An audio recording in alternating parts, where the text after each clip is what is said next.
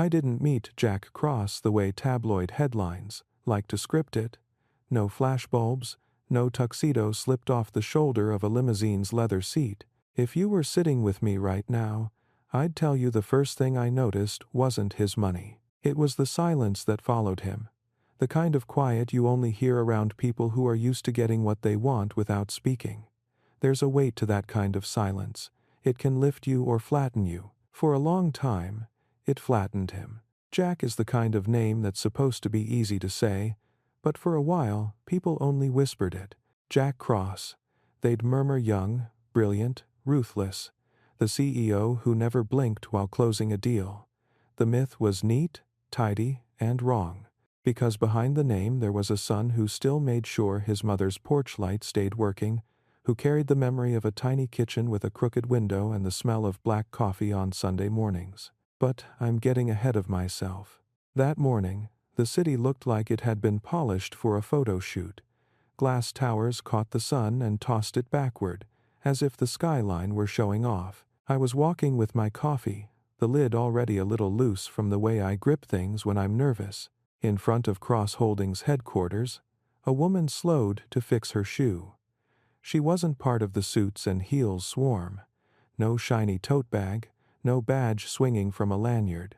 Her scrubs were the kind that have seen shifts you can't explain to people who've never counted heartbeats by sound. She tucked a piece of hair behind her ear, took a breath, and looked up at the building like it was a mountain someone had dared her to climb. That was Lena. If you've ever watched someone place their whole life on the lip of a choice, you know the hush that wraps around that moment. It's almost sacred. She took another breath and stepped forward. The revolving door seized her reflection and spun it. Inside, marble. So much marble it felt colder than it needed to be. The receptionist lifted her eyes, then her eyebrows. "Appointment?" she asked. Lena nodded. She had one. She always does the right paperwork. It's a small promise she makes to a world that doesn't always keep its promises back. Upstairs, Jack was already 2 calls into his morning and 3 headlines deep into someone else's idea of who he needed to be. Numbers slid across a wall-length screen projections. Earnings. The stalkerish graphs that follow men like him. He listened. But he also didn't. Half his mind was on a meeting that would require him to wear a face that looked like convenience had sculpted it. Smooth, efficient, mildly amused. And then his mother texted. It was a photo. 2 muffins on a chipped plate, steam barely visible in the morning light. Left one for you, as if you still come by like you used to. Love you, Mom. He wanted to smile. He didn't. He did something else instead. He saved the photo and slid it into a folder with a name he never talked about. Then the door tapped twice, and the silence, the heavy kind, rearranged itself. "Mr. Cross," the assistant said, "Dr. Lena Carter is here. Hate. There are meetings that change your calendar and meetings that change your life." He didn't recognize which one this would be. He just said, "Send her in." Lena walked in like hospital corridors had taught her a different kind of rhythm. Not timid, not brash, grounded. She noticed things. That's something Jack would later say about her. She notices what most people have learned to walk past. She noticed the window light and the stack of books that didn't look like they were for display, the spines soft from actual reading. She noticed his eyes were tired. Not in the way of late nights, but in the way of long seasons. "Mr. Cross," she said, offering a hand. "Dr. Carter," he replied, standing but not crossing his desk. There was a line he had drawn, invisible and perfectly straight. People usually felt it. Most obeyed it. She took a seat when he gestured, but she sat at the end of the chair, like someone prepared to stand again at any moment. "I'm here about your foundation's community health grant renewal," she began. "The clinic in South Ridge, you know the one." He did. He knew it because 5 years earlier he'd stood on a half-paved sidewalk and told a camera that healthcare access shouldn't be a luxury. He'd meant it, which is the most dangerous part about Jack Cross. When he meant things, he put the full weight of his capacity behind them. The clinic had grown. It had saved lives. It had also become inconvenient to certain numbers on certain screens upstairs. "We're undergoing budget realignment," he said, the words tasting like metal. "We have to be more focused this cycle." "Focused," Lena repeated. She didn't roll the word around in her mouth to mock it, but she tested it like a coin, weighing its honesty. Focused on what? Returns? Optics? Or outcomes? There are people who use their voice as a weapon. She used hers as a scalpel. It cut, but it cut to heal. He looked at her properly, then. Not at the file behind her name, not at the bullet points he could recite from his staff's prep email. He looked at the person who would go back to a place where the waiting room chairs scraped the floor in a way that woke up babies. He looked at a person who would memorize the names of every single nurse and janitor before lunch. "Outcomes," he said, choosing a corner of the truth he could stand on. "Then come see," she said. Today. It wasn't a challenge. It was an invitation. Those are harder to refuse, especially when you think of yourself as someone who still keeps his mother's porch light in his pocket. He almost said no. Meetings, contracts, the choreography of being a person whose time is a product other people want to buy, but he heard himself say, "I have an hour." "Have. An hour is a luxury at the clinic," Lena replied. "We'll make it work." Downstairs, the car and driver were waiting like always. The city blinked at them the way cities do when you're passing at an insulated speed. A teenager on a corner laughed so hard he bent at the waist. A woman in a floral dress balanced a tray of cups with one steady hand. They were details at the edge of a frame, where most people stop paying attention. Lena watched them. Jack watched Lena watching them. The silence in the car shifted again. It wasn't heavy now. It was curious. "Why medicine?" he asked, surprising himself. "My mother," she said, without drama. "She used to tell me, if you can do good where you stand, don't stand somewhere else." Hospitals are a lot of standing in one place, doing good. Or trying to. He considered that. He had been standing on very shiny floors for a long time, doing good when it fit into spreadsheets that could tolerate a pulse. He thought of the muffins again. He didn't know why the muffins kept intruding like shy memories. Southridge doesn't announce itself. You just notice the glass turns to brick, and the elevators to stairs, and the coffee shops to small windows with handwritten menus. The clinic squatted on a corner that had seen too many winters. The sign out front was honest about its history. Faded edges, letters a little rubbed where the sun had found them again and again. Inside, the waiting area smelled like disinfectant and something warmer, cinnamon maybe. A volunteer had probably decided that a place can be clean and still smell like home. "Dr. Carter," a nurse called. "We're backed up. The preschool called coughs and fevers. It's one of those mornings." "Okay," Lena answered, already shrugging into a different version of herself. Sleeves up, hair tied tighter. "Triage first. Put the littlest ones by the window. They calm faster with light. And we'll put on a second vital station in Hall B." The nurse's eyes flicked to Jack. You could see the question forming. What is he doing here? The question died before birth. There were more urgent things to do than explain visitors. "Come," Lena told him. And he did. They moved through the clinic as if the building itself exhaled around them. He watched the way she knelt to greet children at their height, how she remembered a grandmother's name from last month, how she asked one tired father whether he'd eaten breakfast and handed him a granola bar when he admitted he hadn't. There's a story in the way you take a blood pressure reading. If you've never done it, you might not know this. The cuff, the squeeze, the numbers, they're just the math of it. The story is how your hand steadies a forearm, how your eyes meet the patient's eyes so they remember they are people, not charts. Jack watched the story. It rewrote something he'd let calcify. He didn't belong there, not really, not in a way that would pass inspection. He was overdressed, overpaid, over everything. But then a boy dropped his toy car. It skittered under a chair. The boy's lower lip trembled, that pre-cry vibration kids can't hide. Without thinking, Jack knelt. He reached, retrieved, and placed the car in the boy's palm like a trophy. "Good catch," he said softly. The boy studied him the way children study adults when they're deciding if we're trustworthy. "You talk like TV," he announced. Jack grinned, real and sudden. "I'll try to fix that." Lena saw it. Not the grin anyone could see the grin, but the ease that followed it.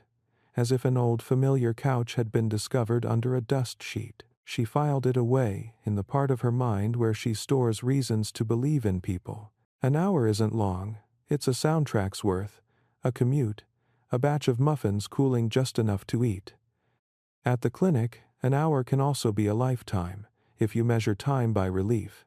By the end of it, Jack had watched Lena diagnose a child with wheezing that wasn't just a cold counsel a teenager about the strange country of anxiety, and comfort a woman who was caring for her husband and needed someone to care for her.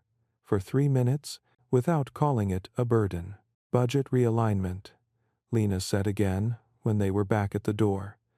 "Come back tomorrow if you need a second opinion." He looked out at the street. Morning had softened into the kind of midday that admits the day is half-made and can still be saved. "How much does the grant gap amount to in real numbers?" he asked. She told him.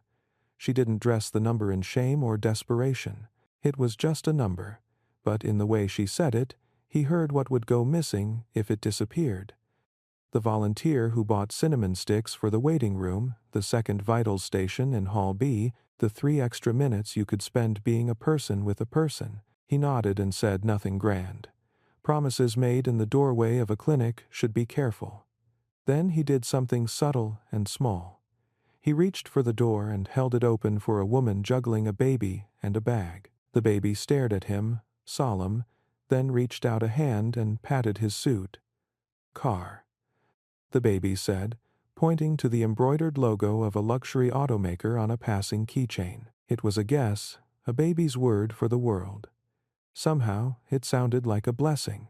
Back in the car, the city resumed its performance. His phone lit up with a board member's name. He let it go to voicemail. The silence that followed wasn't heavy now. It was spacious. "You didn't ask me for a photo," he said suddenly, glancing at Lena. "Or a quote. We don't put people on our walls unless they put their hands in our work," she replied, not unkindly. He laughed, then looked away, the laugh catching on something like recognition. He had put his hands in a lot of things, deals, strategies, futures that arrived on time, but he couldn't remember the last time he had held something that mattered in a way that didn't need a press release. When he returned to the office, the screens were still doing their restless dance. He let them. He sat at his desk and opened the folder with the name he never talked about. He added something to it that wasn't a photo. A line, just a line. "South Ridge, Cinnamon, Second Vitals Station." It looked like nothing. It was not nothing. His assistant hovered at the door. "Mr. Cross," the board asked, "if you could join the pre-brief for the strategy session." 5 minutes? "I'll be there," he said, "but send out a note before then. I want a detailed breakdown of discretionary allocations across all foundation programs in the last 18 months. Real numbers, no smoothing. And get me the original commitments we made when we launched South Ridge. The words, not just the figures." The assistant blinked, recalculating. "Of course. Also," he added, almost as an afterthought, that wasn't an afterthought at all. "Call my mother. Tell her I'll be by this evening." The assistant caught herself. Absolutely. He wasn't sure why he said it. Maybe because muffins cool, and if you don't eat them while they're still a little warm, you miss something you can't reheat. In the pre-brief, the chrome and glass confidence of Cross Holdings hummed like a well-tuned engine. Slides marched. Words like focus, efficiency, and strategic tightening took their seats, legs crossed, polite and deadly. Jack listened.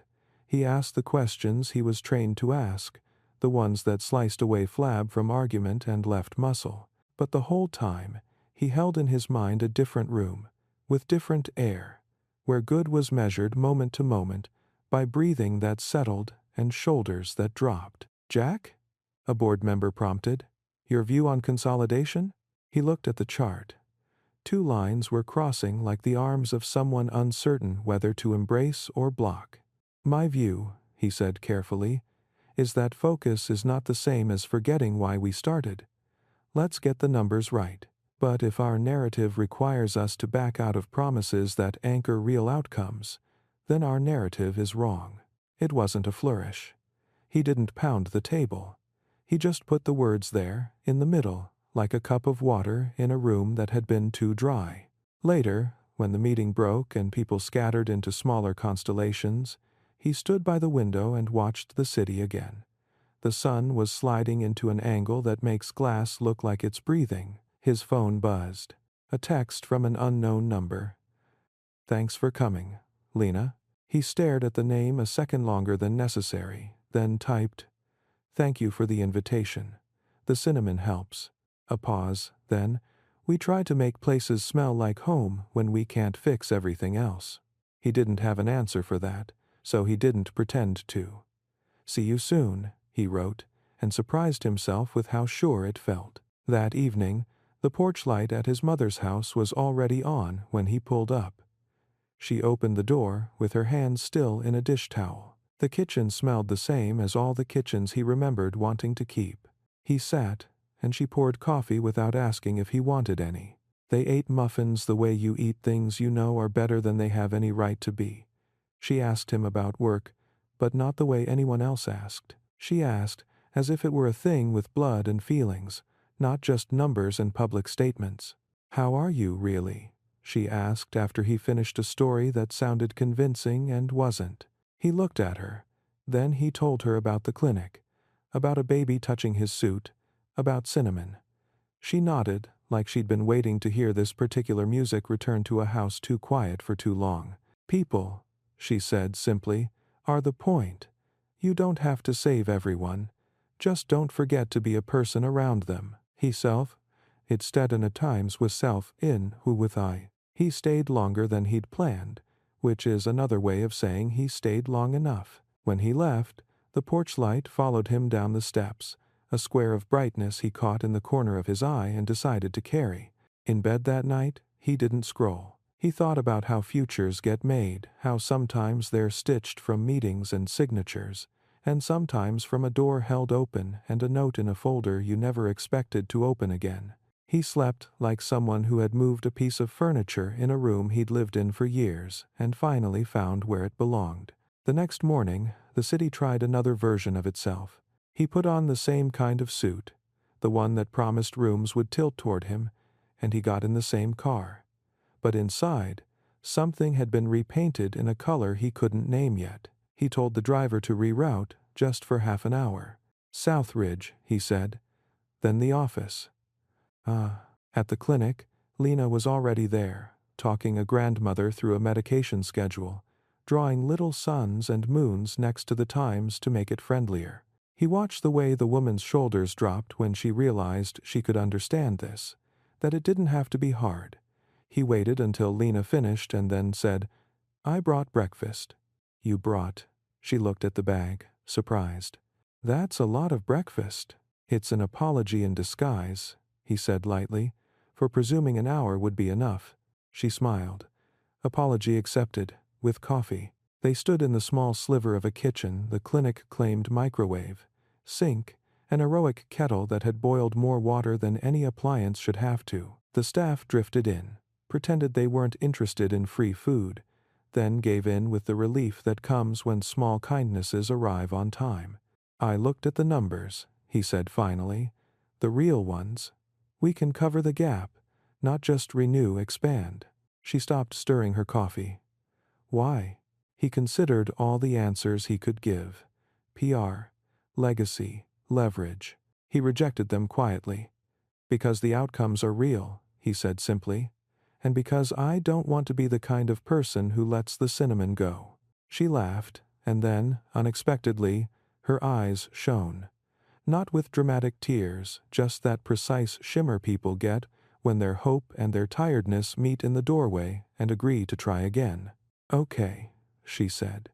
"Then roll up your sleeves, Mr. Cross. When money shows up, work multiplies."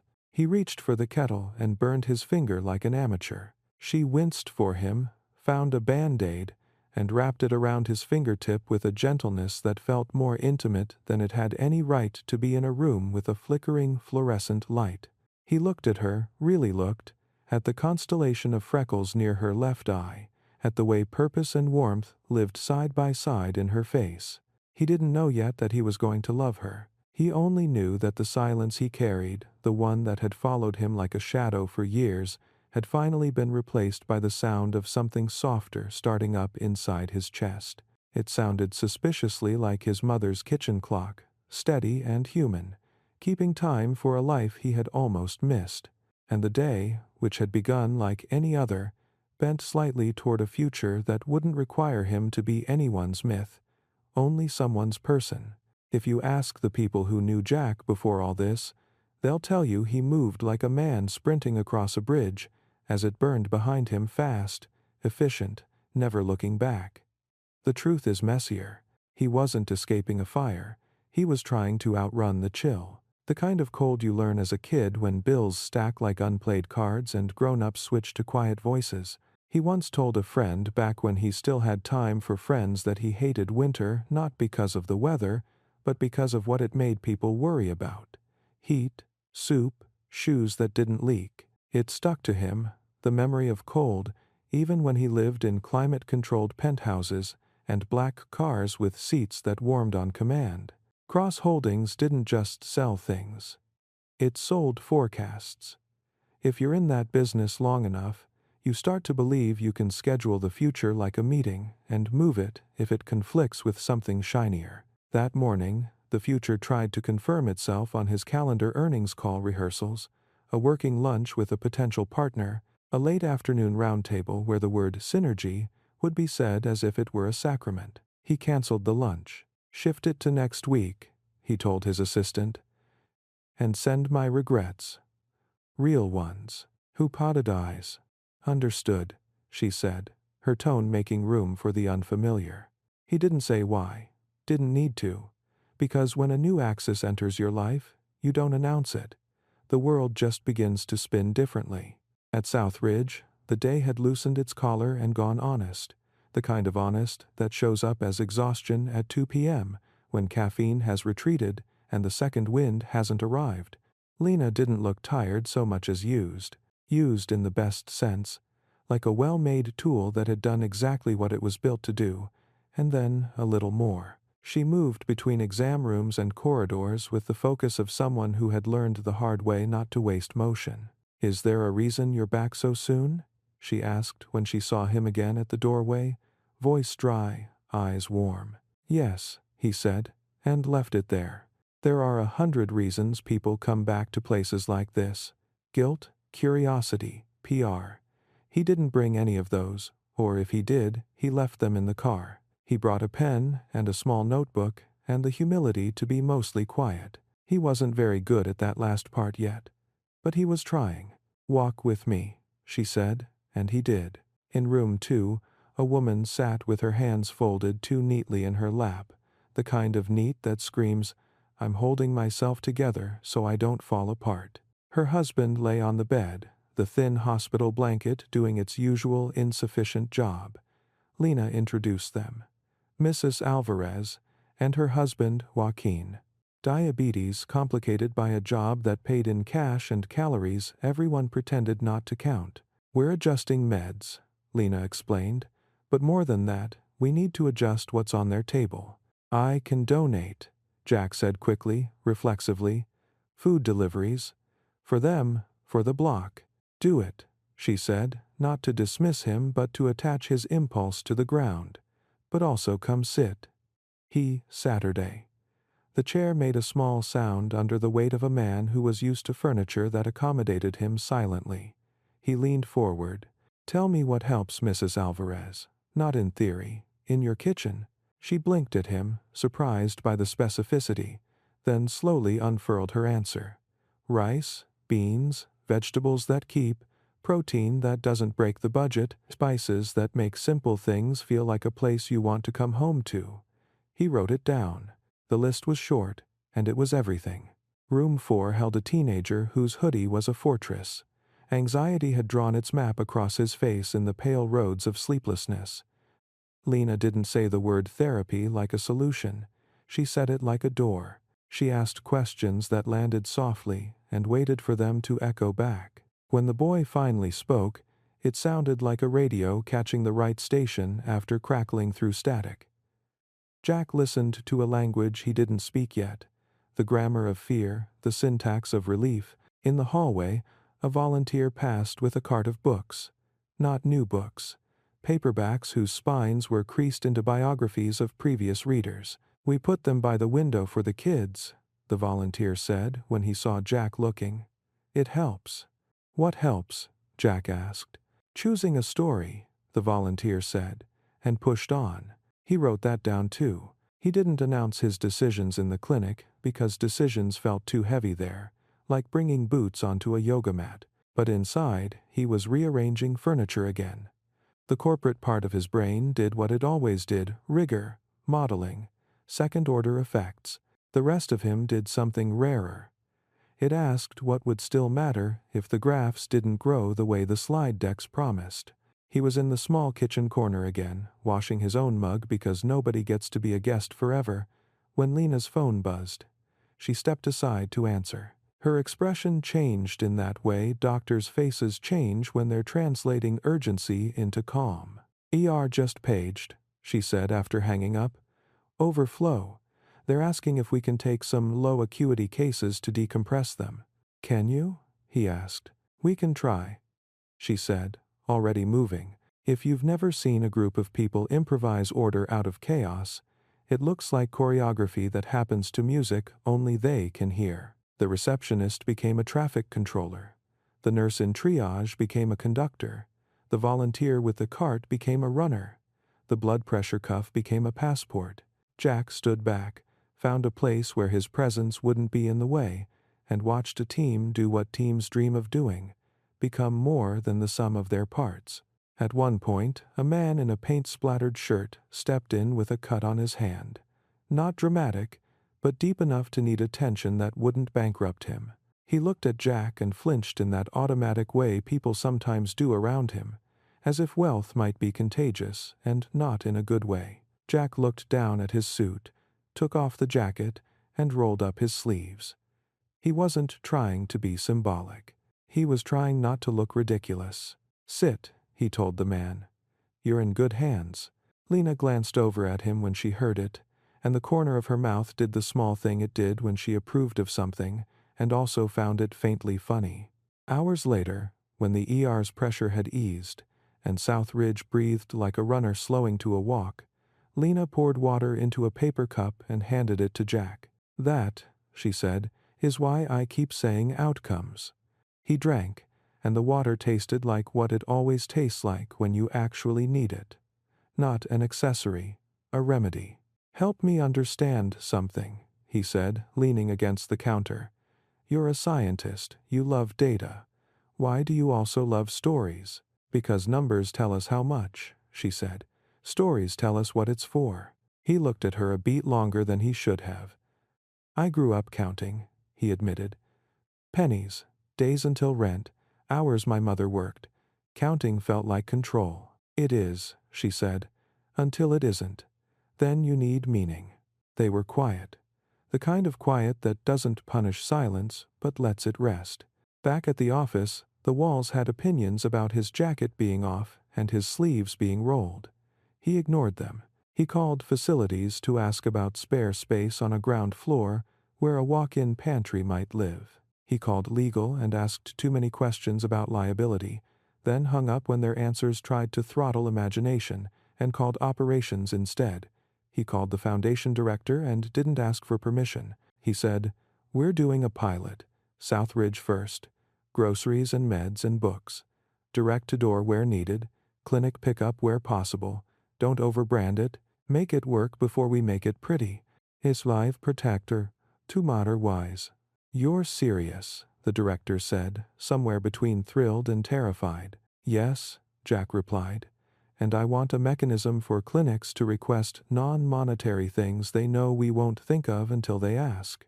"You mean like cinnamon sticks?" He stared at the phone. "Did Lena call you?" "No." The director laughed softly. But I know the difference between what saves lives and what saves days. People need both. He hung up and sat still long enough to look out at the city like it was a person he was finally ready to meet without an agenda. When he stood, he went to the whiteboard and wrote 3 words, proof of care. Underlined them once. Not a slogan. A standard. The second time he and Lena collided outside the clinic setting wasn't planned. That's how the good second times usually happen. He was at a small community event, a ribbon cutting the PR team had tried and failed to make larger.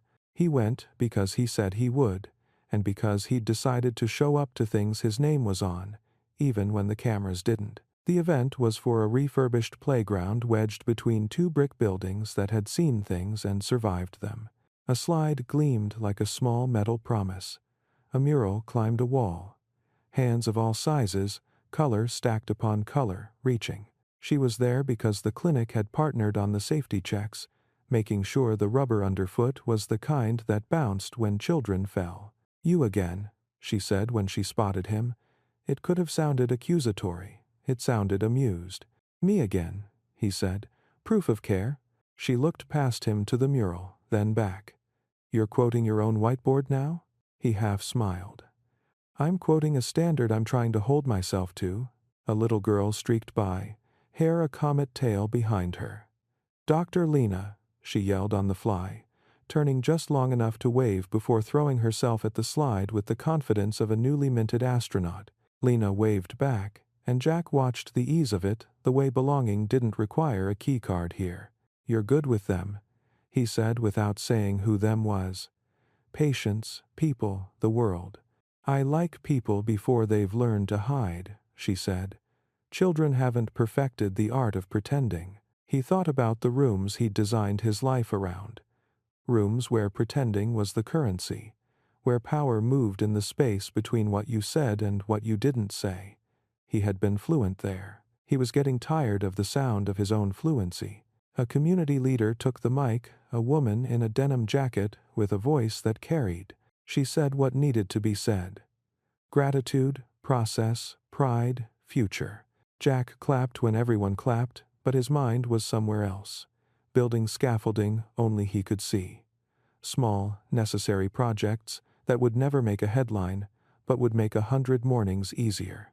After, when the crowd thinned into echoes and empty cups, he and Lena found themselves walking the same direction. The street smelled like warm concrete and cheap pizza, one of those unsung perfumes cities wear in summer. He asked if she had 5 minutes for coffee.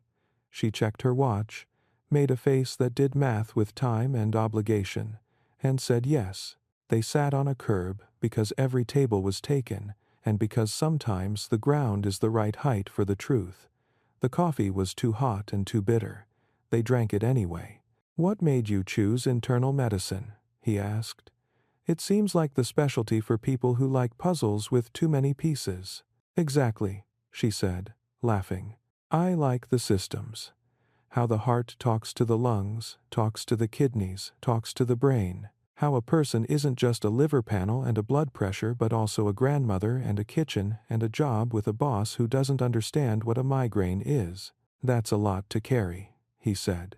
"It's a lot to respect," she corrected gently. He nodded, storing the correction like a compass adjustment. She studied him then, not intrusively, but attentively in the way of physicians and poets.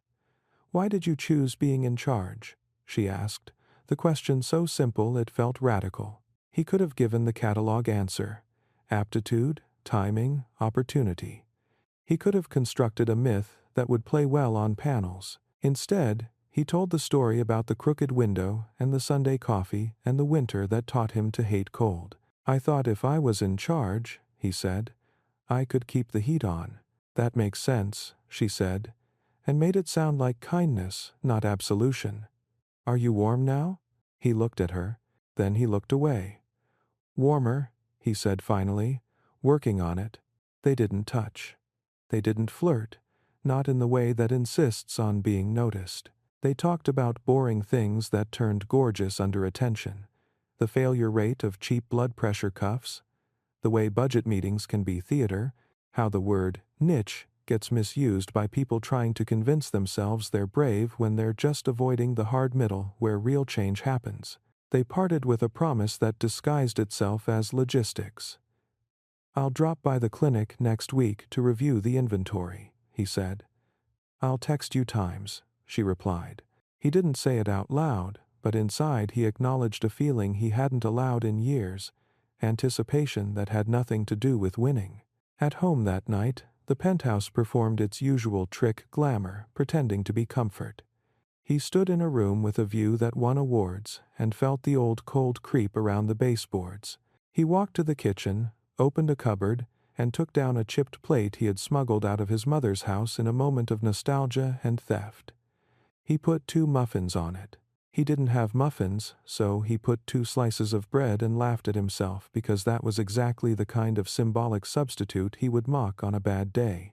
On a better day, like this one, he let it be what it was, a small, private joke about longing. He ate the bread, texted his mother a photo, and wrote another line in the private folder. Playground, mural, coffee too hot, curb conversation. Systems is not equal to spreadsheets. The next morning, the board's pre-reads landed in his inbox like bricks.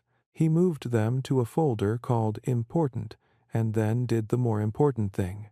He called HR to ask about setting up paid volunteer days that could be used at partner clinics. He braced for the pushback that sounded like fiscal prudence and often hid moral laziness.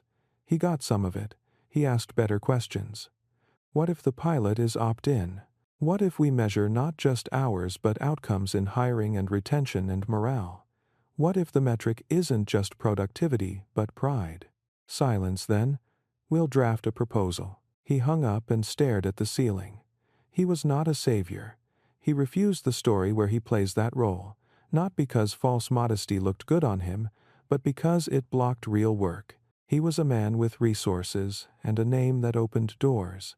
The job was to get the door open, then step out of the doorway so the people who know what they're doing could get through. The second meeting with Lena in a strictly medical context happened 2 days later, when his body performed the rudest trick of all on a busy person. It failed to consult his schedule.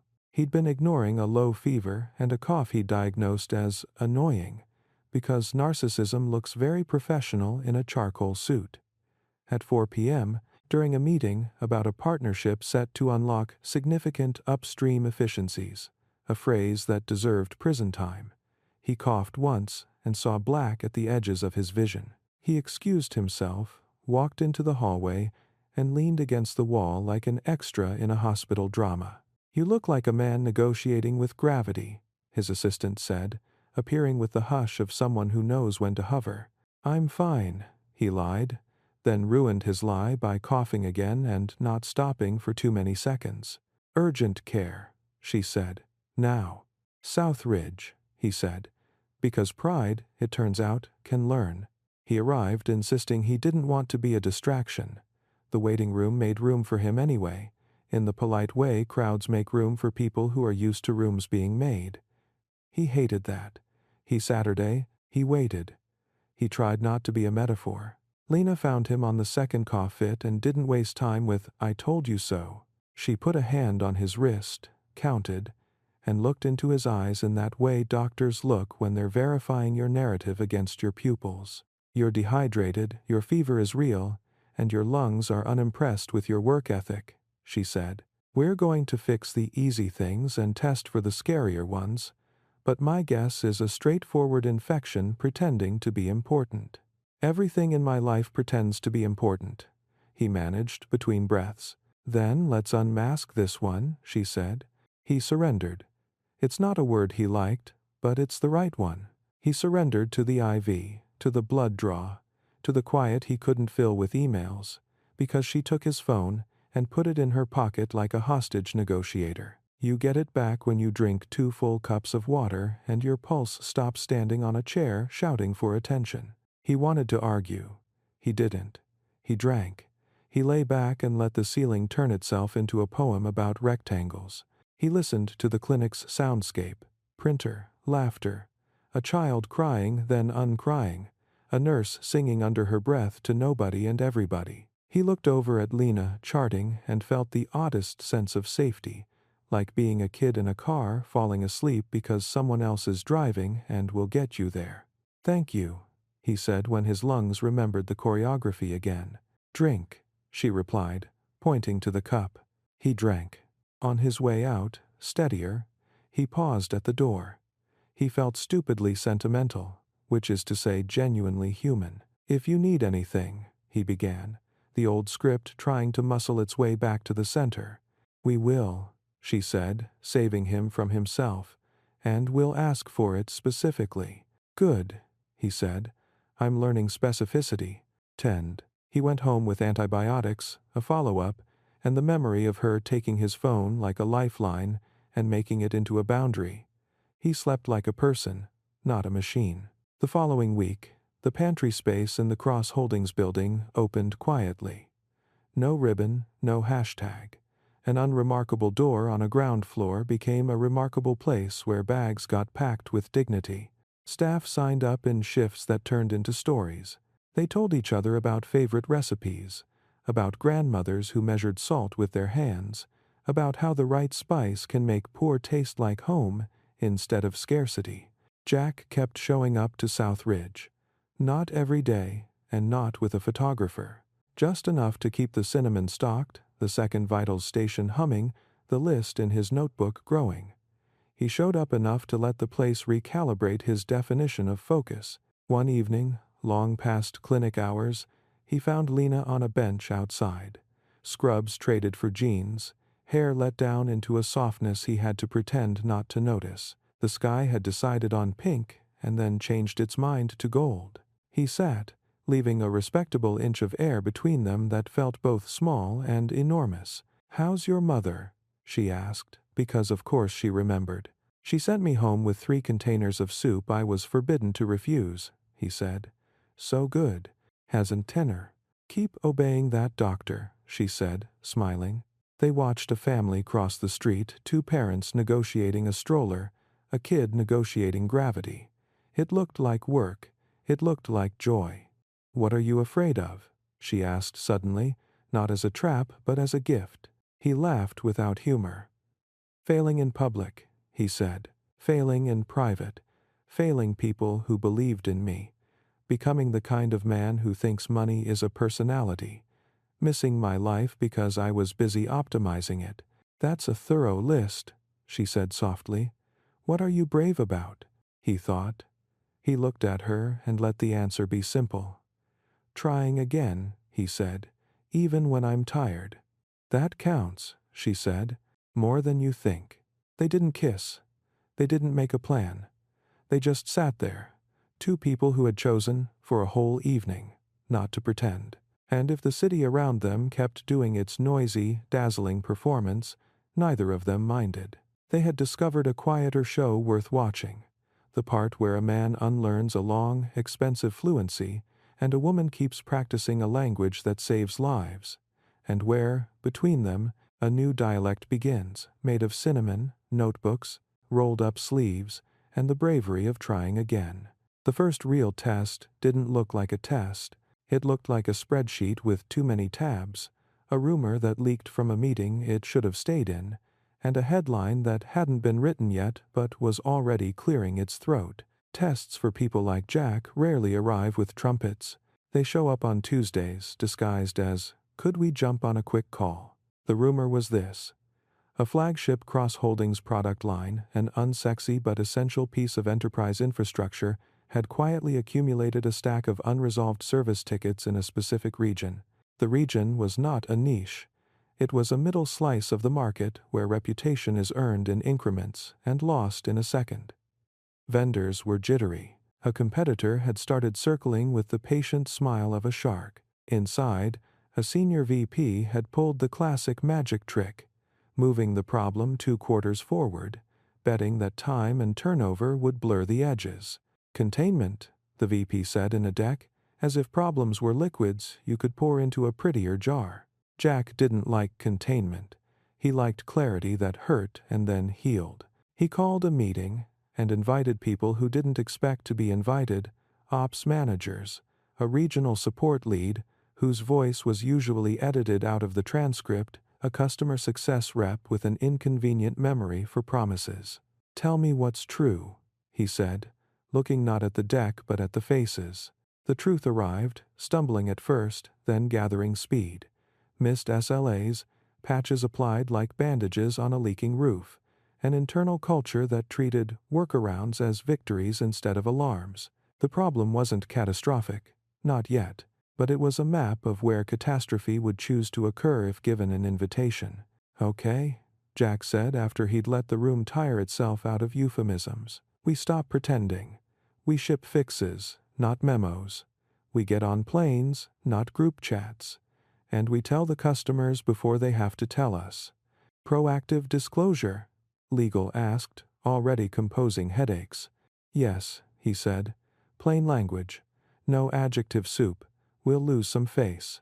I'd rather lose face than our soul." He didn't say that last sentence like a slogan.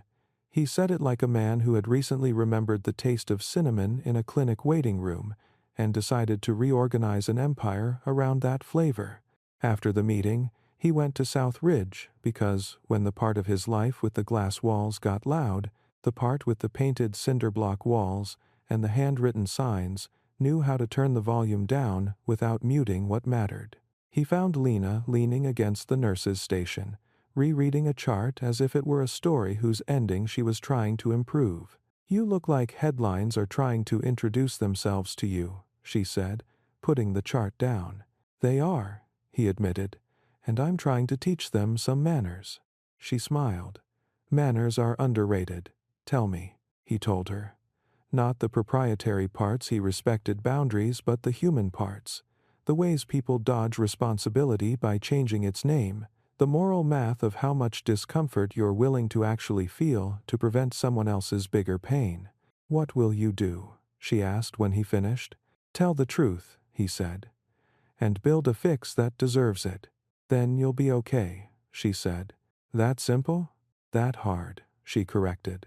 He stayed for an hour that spilled into 2, because you can't schedule the way a good room resets your nervous system. He restocked the pantry shelves like someone learning the prayer of repetition. He carried 2 crates to a car with a back seat so clean it squeaked. He sat with an elderly man whose blood pressure had finally decided to cooperate and listened to a story about a dog with a heroic dislike of mailmen. He wrote down 3 more things in the notebook. Disclosure is not equal to defeat. Fixes travel with feet on planes. And tell the truth before it's lonely. The next morning, Cross Holdings told the truth. The letter to customers went out with Jack's name on it, and no hedging. It said what had happened, what they were doing about it, and what would change so it wouldn't happen again. It contained an apology that didn't perform or pivot. It was the kind of letter leaders say they like to send but almost never do because ego is allergic to humility. The markets flinched. The competitor smiled wider. The internal Slack channel lit up in that panicky way that reads like popcorn in a bag. Pings, pings, pings, all heat and salt and little nutrition. Jack read some of it and closed the tab. He went to the war room. They'd set up actual engineers, actual whiteboards, actual flight itineraries, and asked, "Who needs to be on a plane today?" Hands went up. He sent them. He went too. At a mid-sized city in a time zone that did unkind things to circadian rhythms, he sat in a windowless room with a vendor who expected spin and received a man who admitted mistakes like they were part of the story, not an unprintable footnote. "We'll earn back what we lost," Jack said. "Not with discounts, with reliability." The vendor leaned back and exhaled the kind of breath people save for moments that don't insult their intelligence. "Okay," she said. "I'll give you a runway. Don't waste it." When he got back to the hotel around midnight, the room offered the lonely luxury it always did. Crisp sheets, bottled water, a view of nothing with the lights off. He stood by the window and saw only his reflection. For a second, the old cold tried to reassemble itself. He countered with a text to Lena he wasn't sure he had the right to send but sent anyway. "Today was long. We told the truth. It didn't fix everything. It fixed something." "Good," she replied after a pause that was likely sleep, then waking. Check your pulse. Then, sleep. My pulse is mostly behaving, he typed back. Mostly is honest, she wrote. Now, sleep. He did. And in the morning, when he ordered coffee that tasted like ambition and cardboard, he added a muffin he didn't eat but kept on the table like an intention. The second test arrived on his return. A board member whose talent for looking concerned while protecting his own interests had long been mistaken for wisdom. He wanted to revisit the Foundation's expanded commitments. In light of recent events, he said, with the oily poise of a man who had never loaded a pallet of groceries in his life. In light of recent events, Jack replied, we are exactly who we said we are. We repair what we break. We keep our promises. We do not finance the clinic out of surplus. We finance it out of values. It's not core to our mission, the man said, pronouncing core like it was a VIP list. Our mission has a core, Jack said, patient and precise. It's called people. If our mission statement can't survive that sentence, we need a new one.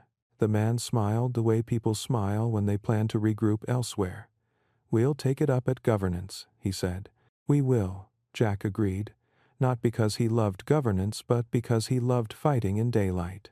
He left the room and went to the cafeteria where people who didn't schedule their lunches at private clubs ate. He bought a tray's worth of food that pretended not to be comfort, soup, bread, an apple, and sat at a table where someone from IT had left a puzzle book. He did a crossword until his mind quit gnawing on the edge of anger and remembered it prefers to chew on clarity. That afternoon, Lena texted a photo, a stack of books on a windowsill at the clinic. Spines soft with former hands, a sticky note on top, take a story, leave a story. Your pilot is already making trouble, she wrote. The good kind, he asked. The only kind that lasts, she replied.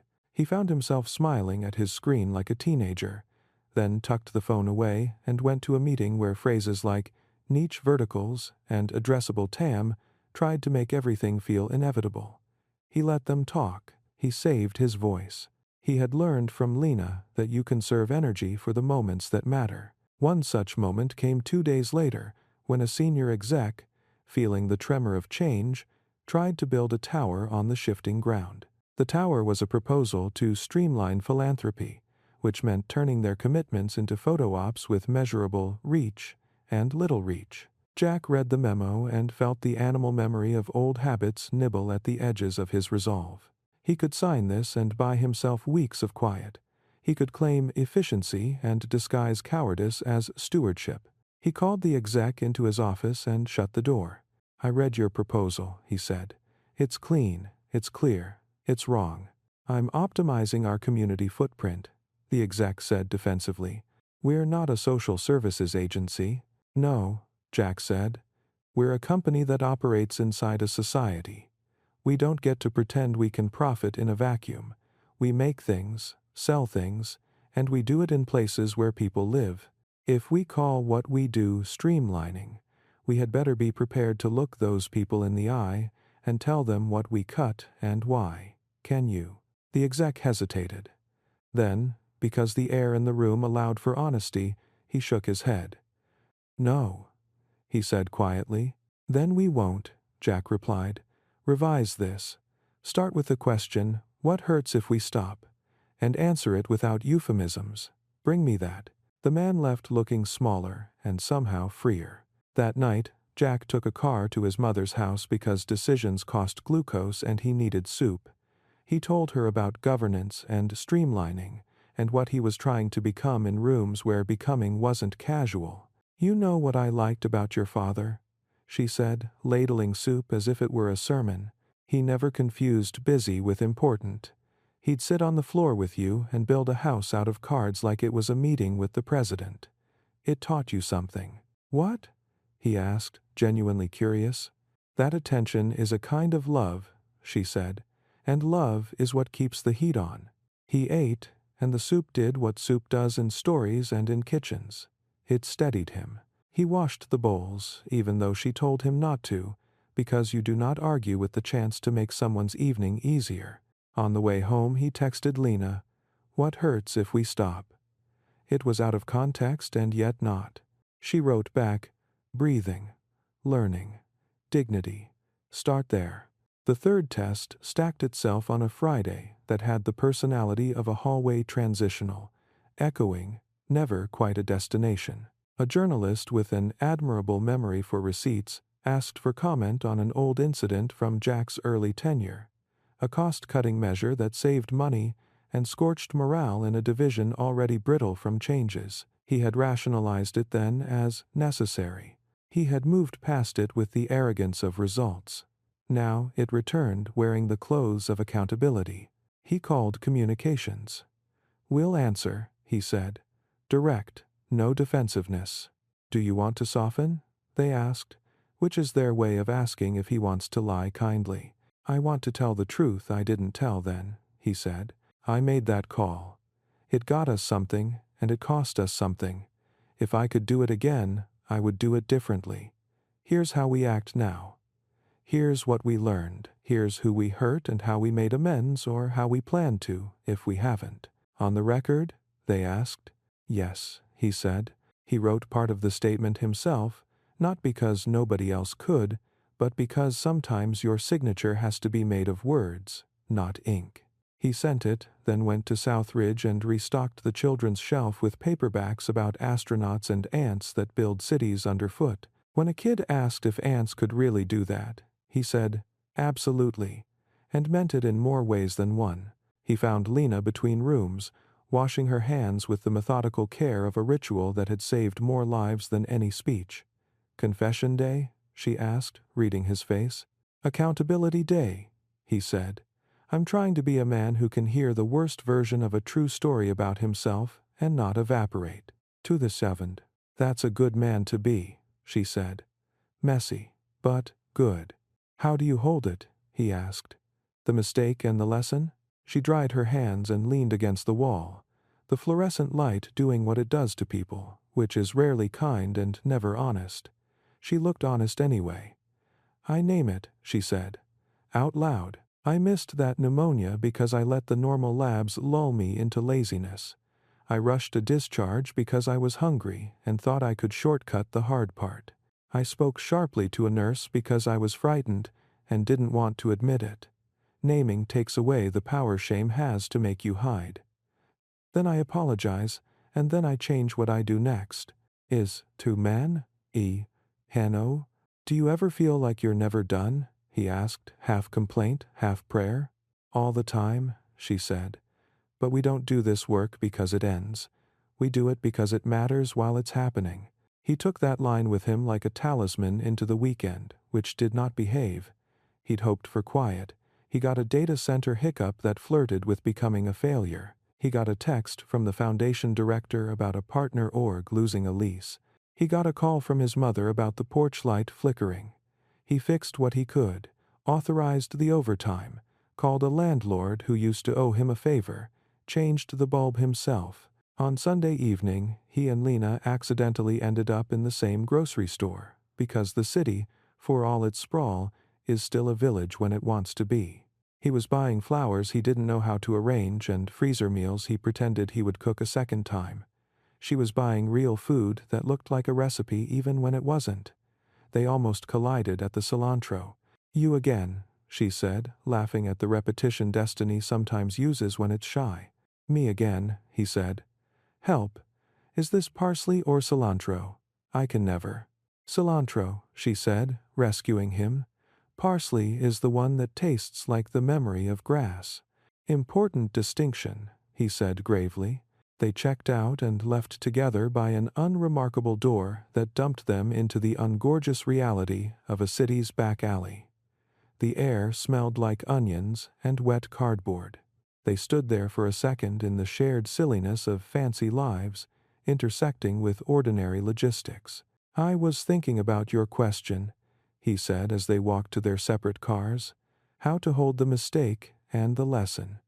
I made a folder." "Of course you did," she teased gently. "It's called Proof of Care Internal," he said. "Stories I don't want to forget. The ones that hurt in the right way." "Good," she said. "Pain without direction is just pain. Pain that points is a teacher.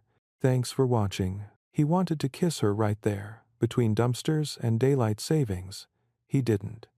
Not because he didn't want to, but because desire need not be a bulldozer. He let the wanting be a candle present, warm, contained.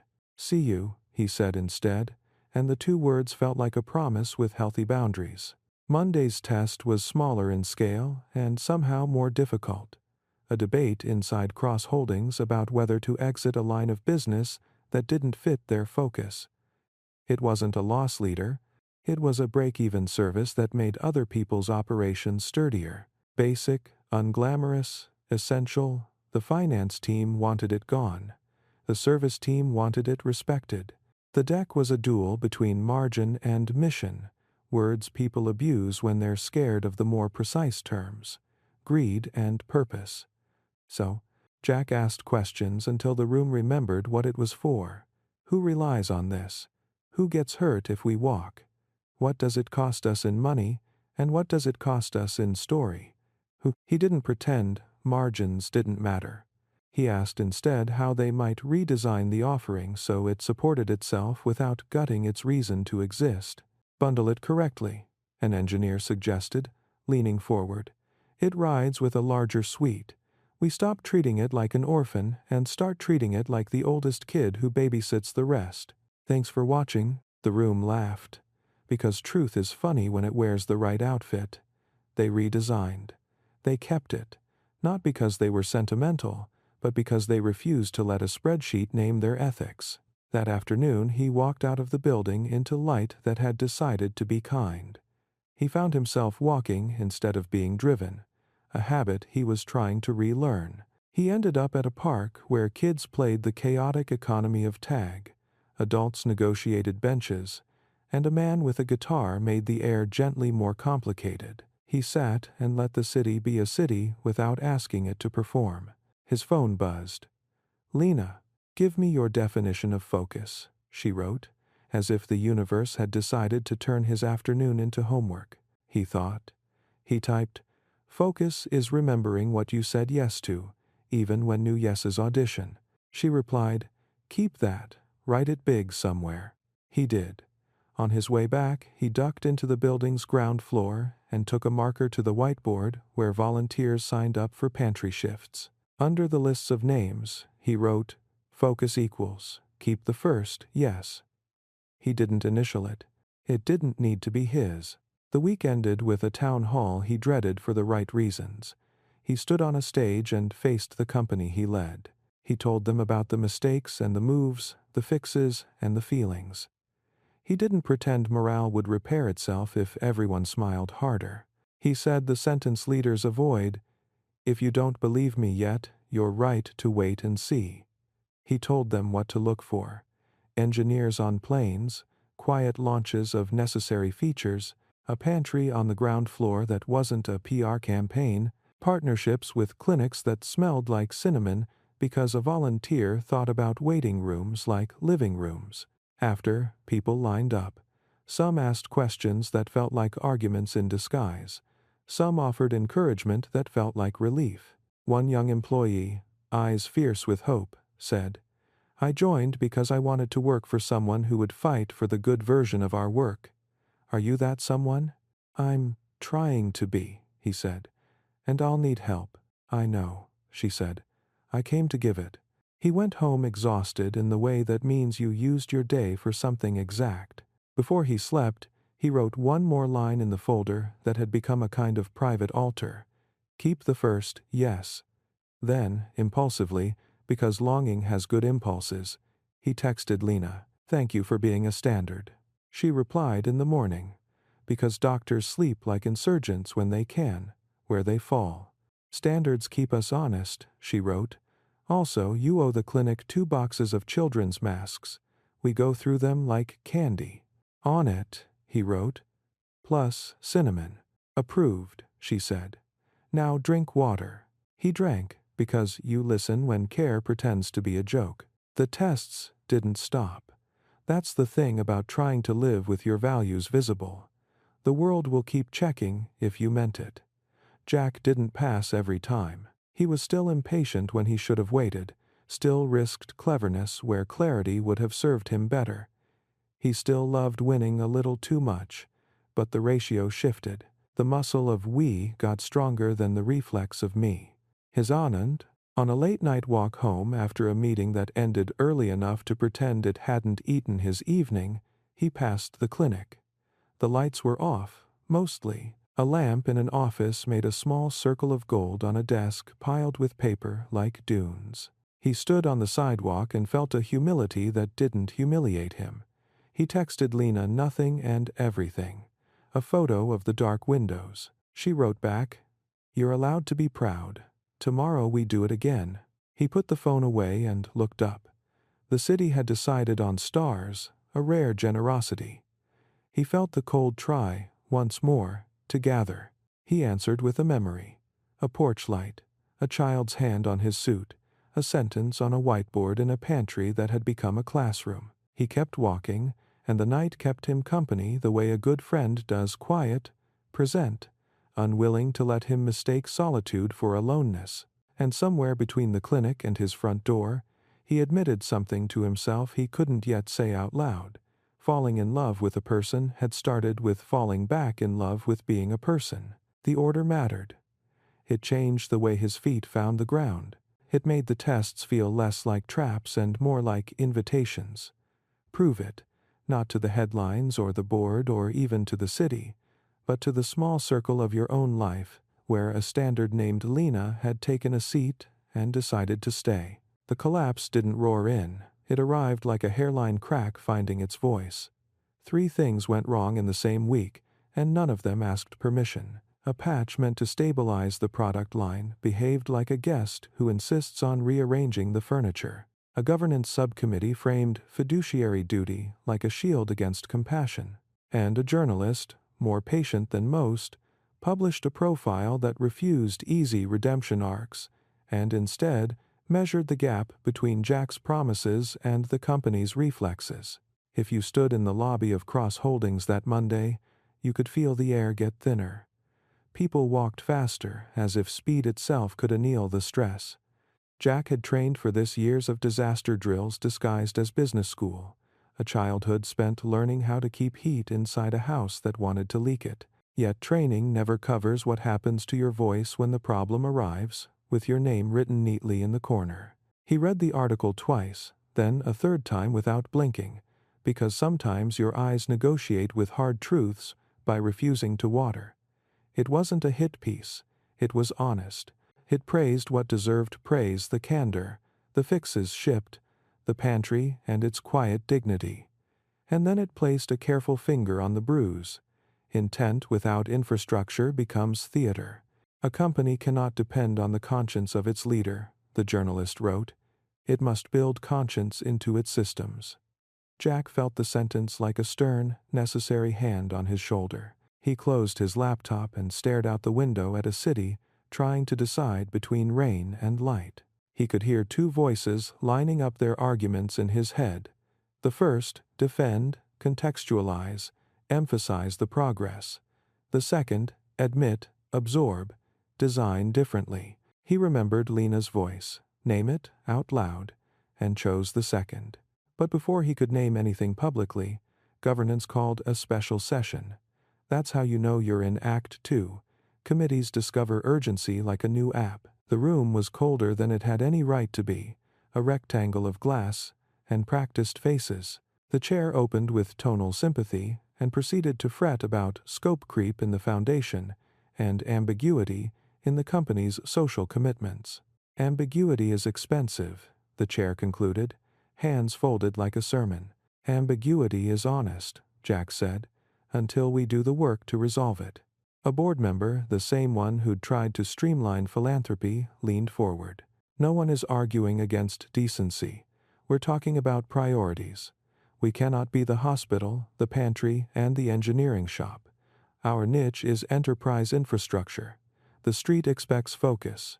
The street expects quarterly theater, Jack replied evenly. Our customers expect reliability. Our people expect integrity. The communities where we operate expect that we won't siphon value and vanish. Focus is remembering our first yes, not amputating our values for speed. Spoken like a candidate, someone muttered, just loud enough.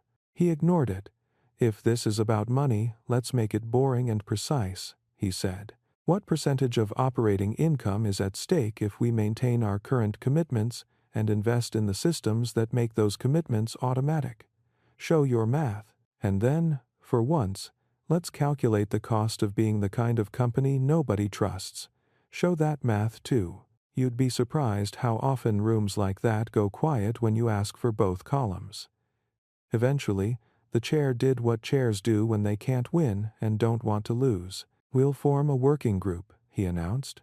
Form it, Jack said, and staff it with people who lift boxes and write code, not just those who write memos. The session ended with the bureaucratic grace of a stalled elevator. In the hallway, his assistant approached with that careful urgency good assistants master. The patch rollout in the Northwest escalated, she said. A subset of clients are seeing intermittent outages. Ops is spinning up a bridge. He could have joined from his office. He didn't. He took the stairs 2 at a time to the war room. The screen was a mosaic of faces in various time zones, some lit by sun, some by the second cup of midnight coffee. Give me the truth at headline length, he said, and the lead engineer did. A concurrency bug, triggered under specific load patterns, unhelpfully similar to a problem from 2 years ago that had been solved in one area and apparently never integrated into the broader codebase. Institutional knowledge had leaked through a hole no one noticed until the floor creaked. Customers are feeling it, the support lead added. Not catastrophic, but itchy enough to scratch the veneer off our reliability story. Okay, Jack said, and it sounded like a decision putting on boots. We isolate. We roll back where rollbacks won't break more than they fix. We ship a hot patch with eyes wide open, and we call the top 10 affected customers now, not after. Right now. Script? Someone asked. Plain language, he said. Tell them what we know, what we don't, what we're doing, and when we'll call again. Commit to callbacks we can keep. No adjective soup, no future perfect tense. As the team moved, he watched the choreography of competence hands, minds, nerves in coordination. This is the part of leadership he loved most. Not the talk, but the hands. Not the optics, but the craft. He got on 2 calls himself, not to grandstand, but to demonstrate that truth wasn't delegated to lower levels. On the second call, the vendor on the other end surprised him. You've changed, she said bluntly, or you're acting like it better. Trying to make the change structural, he said, so it doesn't depend on my mood. Call me when it sticks, she replied, but her tone was kinder than the words. By evening, the system stabilized. Not triumph stability, the kind of relief that doesn't take selfies. He texted Lena 3 words he hadn't used in months. I need soup. Come by, she wrote. Tonight.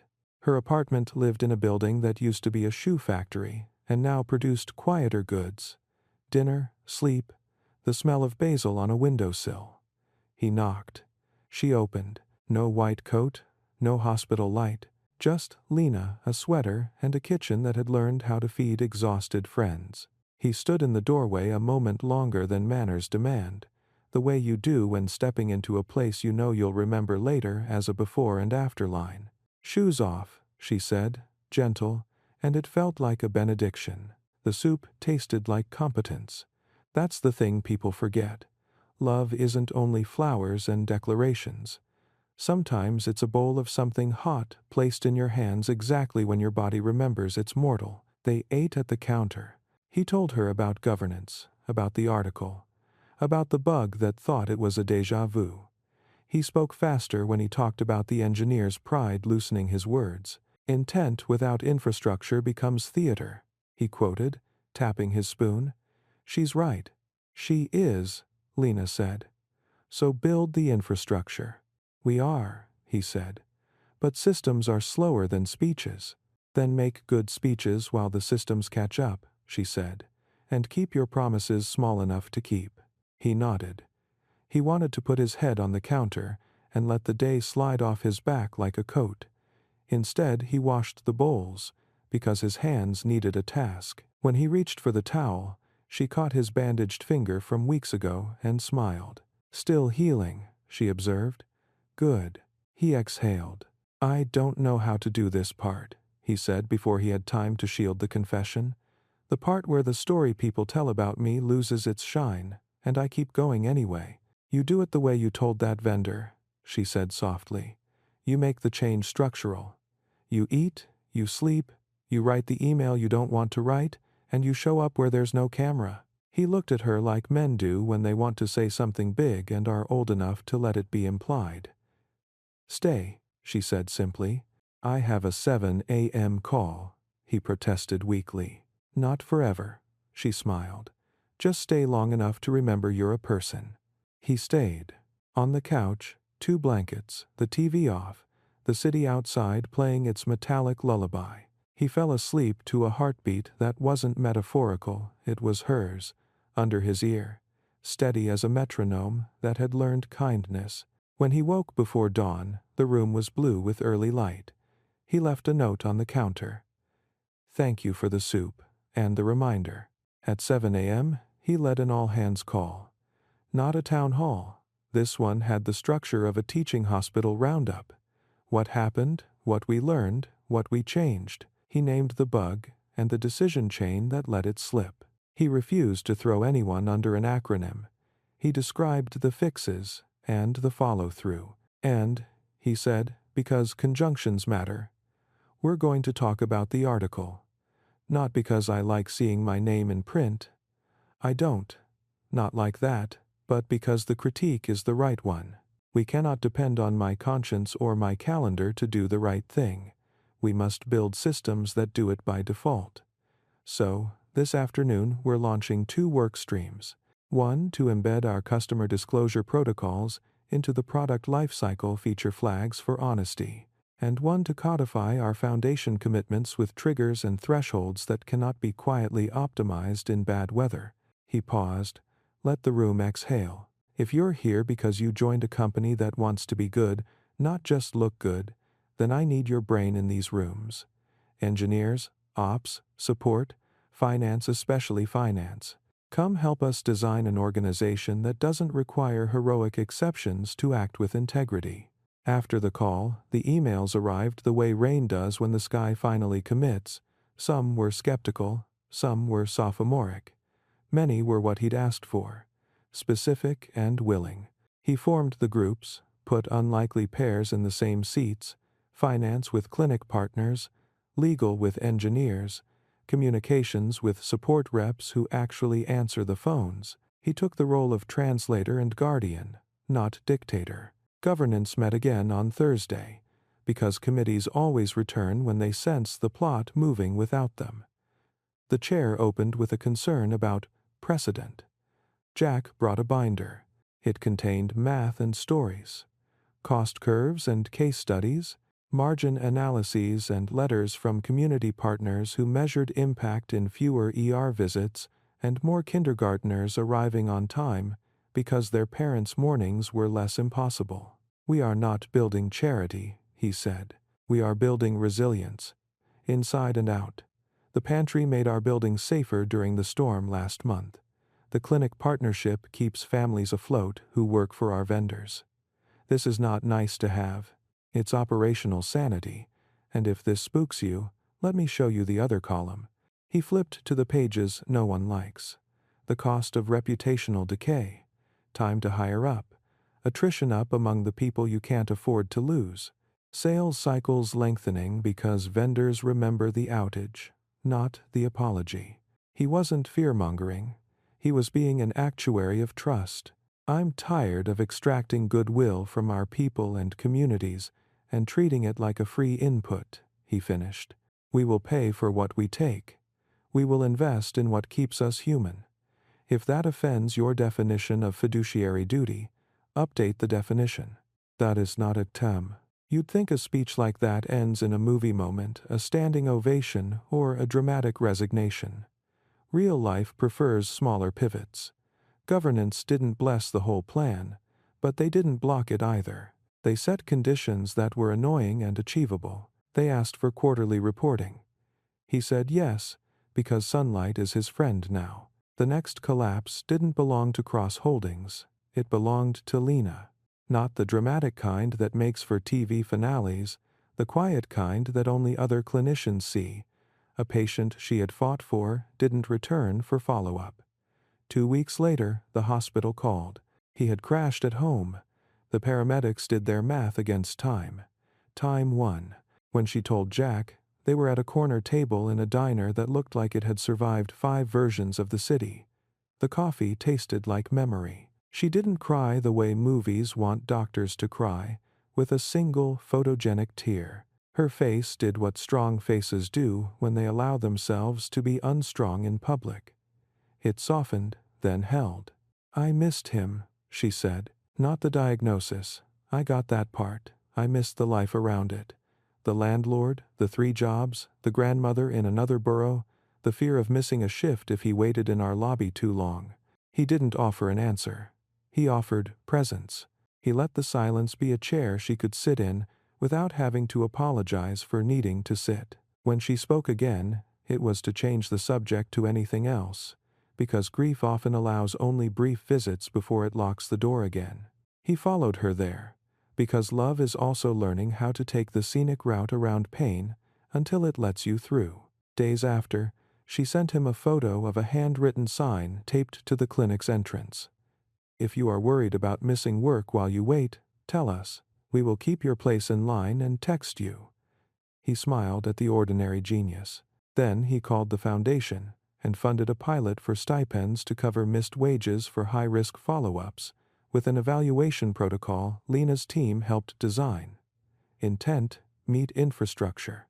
There was a night soon after when everything nodded work, love, mother, memory. His mother called late. The porch light had given up entirely. "I can get someone in the morning," he began. "I don't need someone," she said. "I need you." He went.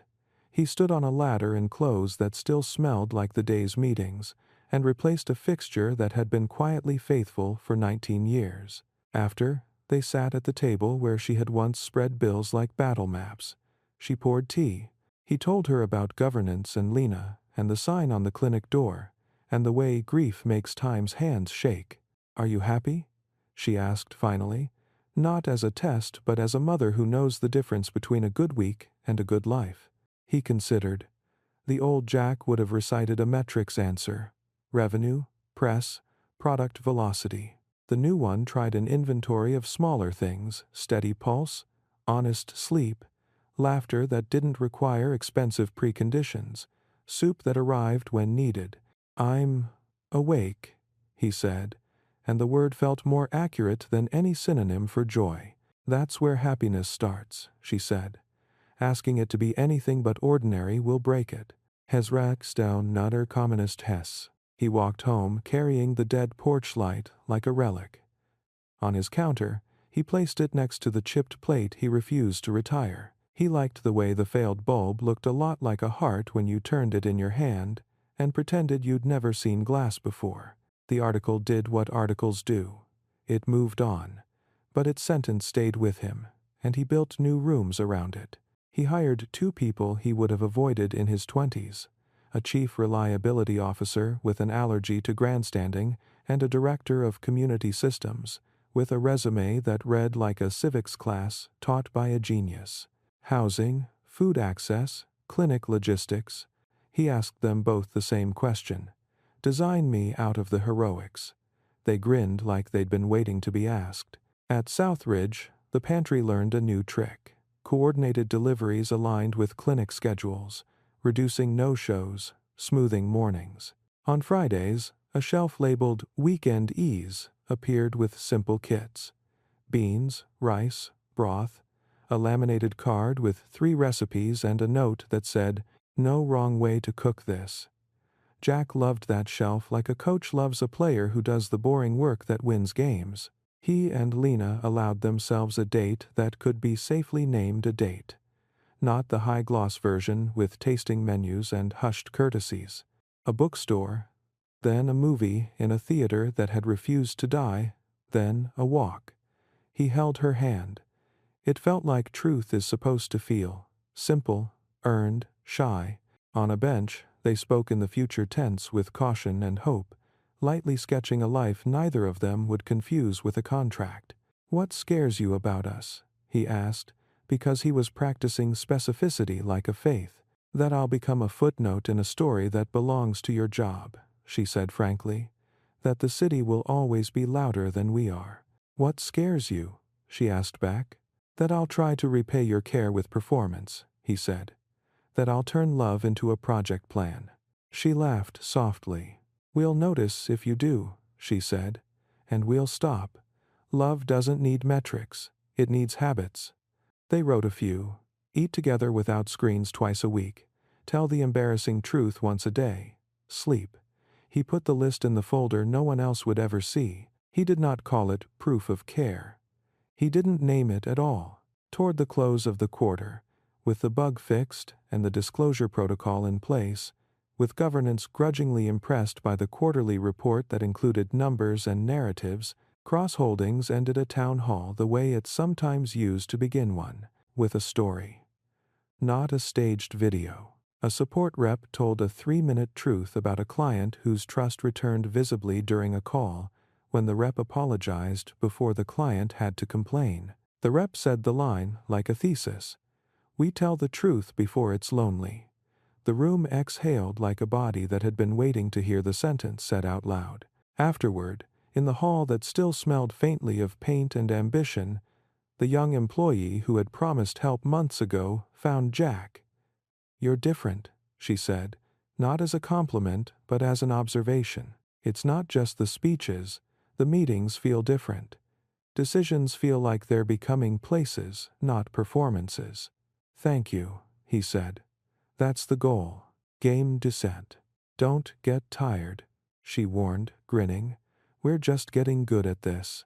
He walked out into a late afternoon that had chosen to be kind. On his way, he stopped in the ground floor pantry where a volunteer had drawn a big silly cinnamon stick on the whiteboard with the caption, "Approved." He laughed out loud, a sound that felt like a door held open from the inside. That evening, he and Lena stood in his mother's kitchen.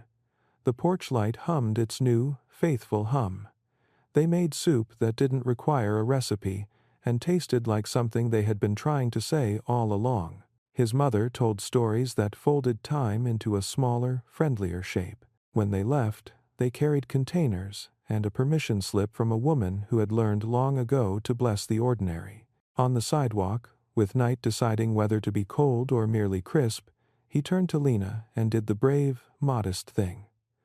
"I love you," he said, without performance or proof. "Not because you make me good, because you remind me to be real." She didn't flinch.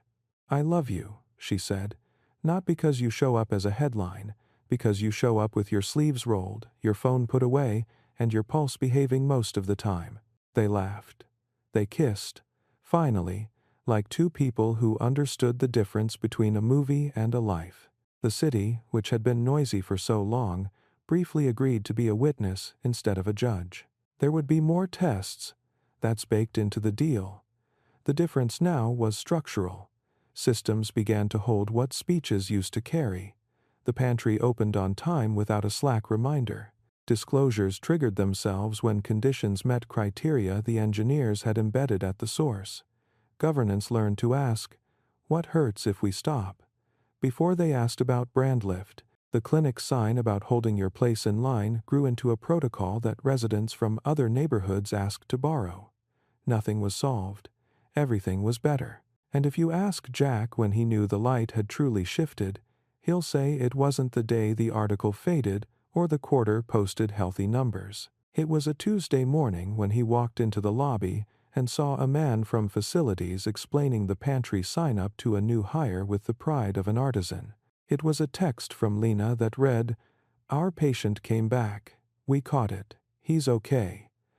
It was his mother saying, over coffee, "You look like yourself again."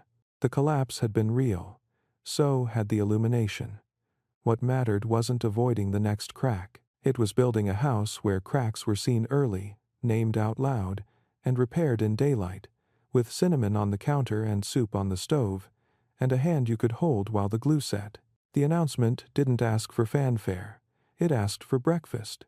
Jack typed the succession note at his kitchen table at 6:12 a.m., the kettle clattering like a friendly conscience. "We're moving from charisma to cadence," he wrote, and meant it. He signed his name and didn't reread it 12 times like the man he used to be. He put the letter in the system, watched the scheduled toggle light up, and slid 2 muffins onto the chipped plate like a quiet tradition. The porch light hummed, not because it needed to, but because it had learned him. When the message went out, the building didn't cheer. It breathed. People forwarded it with the sort of relief you feel when a plan finally becomes a calendar. The new CEO, promoted from inside, steady where Flash would have failed, took the stage in the cafeteria with a voice that sounded less like an oath and more like a promise you can audit. "We'll keep the first yes," she said, as if she'd been there the day the words showed up on the pantry whiteboard. "And we'll keep saying it out loud." Jack stood off to the side where the good view lives. The chief reliability officer sketched a service-level objective for disclosures like it was a doorframe height mark kids stand against. Finance demoed the resilience dashboard and nobody groaned. HR presented the volunteer day data without making kindness into a slogan. Legal waved their new Truth First playbook like a passport and joked that the stamp you want most is cleared to be human. After, people drifted toward errands and ordinary work, the great, generous bulk of a life. Someone peeled blue tape off a sign. Someone wiped a counter as if love were a disinfectant. Jack took the long way to the ground floor. The pantry smelled like cardboard and cumin, cinnamon and goodwill. On the whiteboard, beneath the doodled house with the lit window, someone had written, "Systems are love doing push-ups." He didn't know who, and he didn't need to. He walked to South Ridge with his hands empty on purpose. Lena met him at the door with that soft, alert look she wears when a day's been both good and sharp. The Second Vitals station hummed its reliable hum. The Weekend Ease kits waited with recipe cards that had learned to spell comfort in 3 languages. The sign about holding your place in line had graduated from tape to a framed placard because small mercies deserve permanence. "Ready?" she asked. "For what?" he smiled. "For the part of happiness that looks like sweeping," she said, handing him a broom. They moved through the late afternoon afterlight, clearing corners where the day tends to forget itself. A grandmother returned a book with the kind of care you reserve for borrowed hope. A teenager from the anxiety group left a sticky note that read, "See you next week, I think," and whoever found it answered under it, "We'll be here definitely." A boy dropped a toy car and didn't cry this time. He looked around, spotted Jack, and crawled under the chair himself. When he emerged victorious, he held the car aloft and grinned like a sunrise. "Good catch," Jack said, and the boy nodded as if mastery were a team sport.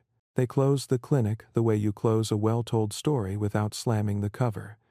Lights off in order, kettle emptied, notes for the morning placed where the morning could find them. Outside, evening took the stage with its modest tricks. A sky that tried on violet, a bus that kept a schedule because someone in a back office believed in timetables, a street vendor whose cart had learned to smell like memory. They cut through the small park where, months earlier, Jack had sat pretending not to need mercy. The guitar man played a tune that sounded exactly like cities forgiving you for forgetting to look up. On the community board, a flyer announced, "Proof of Care open monthly." Below it, "Tell the truth before it's lonely." Someone had added in neat handwriting, "And after." They reached his mother's house because Tuesday had become soup night, and there are rituals you don't postpone. The porch light shone like a thesis that didn't need footnotes. She opened the door with her dish towel still in hand and her wrist brace resting on the counter like a veteran. "You look awake," she said, and he accepted it as the compliment it is. She hugged Lena with the familiarity that happens when people survive a winter together. At the table, steam rose from bowls in the old eloquent way. Nobody told a hero story. They traded lists. Groceries needed by Thursday, masks needed by Friday, a leaky faucet that made a sound like an indecisive bird. After dinner, they found an old box of photographs, glossy corners, Time's fingerprints, a picture of Jack staring too solemnly at a birthday cake with 5 crooked candles, another of his mother holding a wrench, the porch light haloing her in the kind of holiness ordinary life grants. He slipped one into his pocket without ceremony. His mother, much younger, laughing, flower on her cheek like a blessing. He didn't plan to frame it. He planned to carry it. On their walk home, they passed the Cross Holdings building. Through the glass, the ground-floor pantry glowed the kind of light that makes people brave enough to enter. 2 employees in hoodies were restocking shelves with the choreography of people who have unlearned being watched. A facilities manager explained the sign-up app to a temp worker who had that look new buildings give you, awe-edged with loneliness. They laughed over something Jack couldn't hear.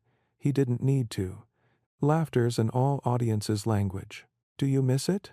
Lena asked, nodding at the floors where his name used to set the thermostat. "I don't miss dictating the weather," he said. "I like packing the forecast." And now the nod in his fare. She squeezed his hand, then let go. "The way you do when autonomy is part of love." "Tomorrow, I'm presenting the follow-up stipend results," she said, her voice half bright, half braced. "It works. Not perfectly. Enough. Outcomes." He nodded. "Outcomes," she echoed. "And the story you tell yourself when you're tired." They stopped at the bookstore because you always stop at the bookstore if you can. On a table in the front, a small sign read, "Pay it forward, 1 book at a time." Underneath, a stack of paperbacks waited for hands that knew how to hold stories like bread. He bought 2 copies of a thin novel about a garden nobody believed in until it did what gardens do. He wrote inside one, "For the clinic shelf that keeps growing things," and dated it with the unromantic accuracy ordinary kindness requires. The night didn't ask for a finale. It asked for dishes, for the hardness of a chair under your thighs when you finally sit, for the miracle of a pulse behaving. Jack answered with the small tasks that make vows sturdy. Took out the trash, watered the basil, texted Maya a thank you for shipping the disclosure flag, and added an apple emoji, because praise never hurt anybody. He sent his mother a photo of the flower cheek picture, and she replied with 3 hearts and a correction about the year. He laughed and edited the file name. Accuracy is a love language too. Before bed, he opened the folder he used to call something, and now called nothing. He didn't write a speech in it. He made a list a future would recognize. Tuesday, soup night, do not move. Friday, weekend ease kits, add cumin. Next quarter, disclose like breathing. With Lena, 2 dinners without screens, 1 embarrassing truth, 1 walk that doesn't multitask. With the company, keep the first yes. He closed the laptop. He put his phone on the dresser, face down, like a small surrender. In the quiet, a truth visited the kind that doesn't need a microphone. No single gesture had delivered them here. 100 habits had. 1,000 small choices. To call before the outage. To stock cinnamon. To pay for what you take. To hold open a door. To schedule rest like revenue. To tell the truth before it's lonely, and after it disappoints, and until it heals. He turned off the lamp. The porch light outside kept its plain promise. In the clinic across town, a laminated recipe card waited. On the pantry whiteboard, someone would draw another silly cinnamon stick in the morning, because you should make room for joy to be exact. In a vendor's office, 3 states away, a rep pasted a note above her monitor, "Speed with guardrails," and underlined it twice. In a small apartment with a window that caught honest sun, a woman doctor set an alarm, checked a pulse, and put her phone down, because tomorrow would require both her hands. They were not finished. That wasn't news. It was mercy. The world would ask again if they meant it. Systems would forget themselves and need reminders. People would fail and be forgiven and change. And somewhere, a child would drop a toy car. And somewhere, a stranger would bend without making a show of it and say, "Good catch," and mean it. The light held, the muffins cooled, the city exhaled. And the life they were making small, durable, particular, kept its promise. To keep the first yes, to keep each other honest, to keep choosing the boring miracles on which everything real depends.